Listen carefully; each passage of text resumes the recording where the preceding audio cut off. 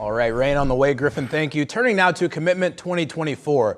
GOP presidential candidate Vivek Ramaswamy hit the campaign trail and made stops not only in Greenville, but Spartanburg today. So we caught up with him one-on-one, and he says this country needs someone who is not a professional politician to take charge. To put America first, we need to rediscover what America is. As the founder of multi-billion-dollar companies, Vivek Ramaswamy, a 38-year-old entrepreneur turned GOP presidential candidate, is making his bid for the White House in 2024 known. I am the outsider in this race. I'm not a professional politician. I've had success in business. I'm also the first ever millennial to run for U.S. president as a Republican.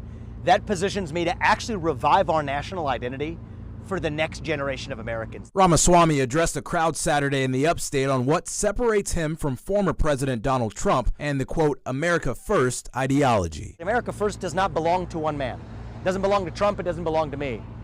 It belongs to the people of this country. Ramaswamy says the country needs a revival of national identity based on principles and moral authority, not just vengeance and grievance. He also tackled his stance on immigration, saying he'd place military at the border to keep it secure. And what can we do to encourage Mexico to reinforce their southern border? Amnesty is not an option.